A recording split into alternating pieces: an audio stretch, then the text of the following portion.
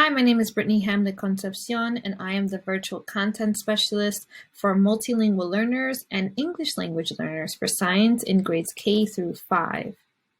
This is the scaffold video for day 1 of week 24 for the science curriculum adapted from the core knowledge curriculum for grade 5.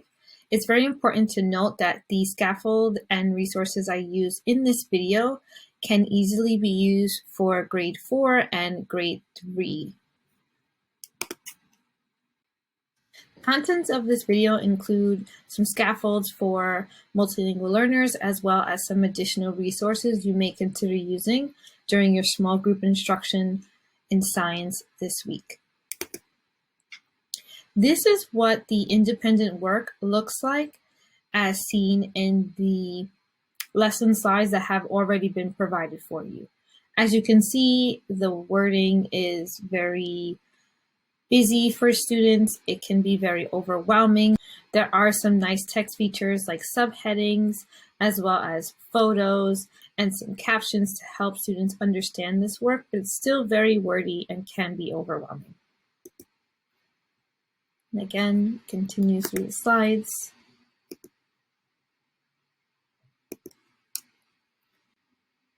So one thing you might consider while you are planning your small group instruction this week is to really go over the weekly target vocabulary in the beginning of the week and review it throughout the whole week.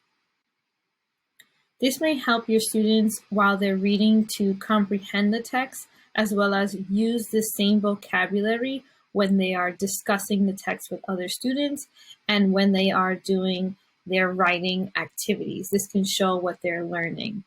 So this is the target vocabulary for this week. And as I've mentioned before, a resource you can use is a virtual word wall, such as this one that the template was created by Mrs. Park Shine. She has a website on mrsparkshine.org where you can access this free template, or you can create a template for yourself. This one is on Google Slides. But you can also use Padlet, as I've mentioned in my other videos, as a resource for a virtual word wall. So after doing this with the students, where you're going over the target vocabulary, you may want to break up the text, so you're chunking it out, as I've shown you in my previous videos as well. You can highlight those target vocabulary words. You can change the color so that they stick out more to the students, so that they're really paying attention to what they're reading.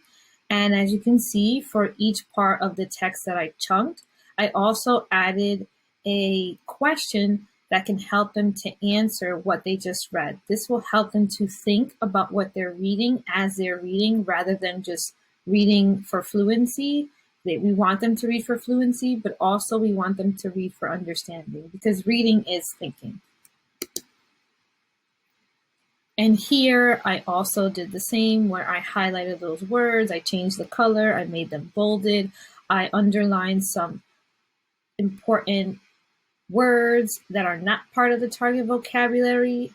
I also highlighted some important phrases where the students might want to pay attention to in order to use as evidence for answering this question on this particular slide. And here I added some additional photos that were not here before, just to help the students to better understand what they're understanding and what they're reading on this slide as well. And again, I left the original photos and just updated the captions under the photos with the target vocabulary for the week by changing the color and making it bold. And of course, since the students have to show what they're learning, you can have them, if they're transitioning to commanding students, you can have them use this organizer to show what they're learning, or you can use the cause and effect organizer I've previously shown in other videos and have provided for you on Google Slides. So you can have the students use the evidence that they've already looked at and answered through the questions and putting them on this graphic organizer. For your entering students, you can perhaps have them use photos or pictures instead of using all text. You can have them use a combination of both. You can have it pre-filled and have them add the pictures to match the cause and effects. It's totally up to you. It's just to show that what they're learning. So a possible cause they could write after reading this text is smoke and chemicals are released into the air as a cause. And the effects of this would be air becomes polluted with smog, many people develop health issues, and air becomes unsafe to breathe. And of course, as I've said, this is the link where you can find this particular organizer. This one here you see is cause and 3 effects. The organizer also has 1 effect and 3 causes. Thank you for viewing. I hope that this was helpful to help you scaffold the text while your students are working this week. This is for day 1, but you can definitely use this type of scaffolding, chunking the text and using questions to help direct their thinking in other days of the week and also in grade 4 and grade 3. As I said before, I hope this is helpful and I hope to see you in my next video.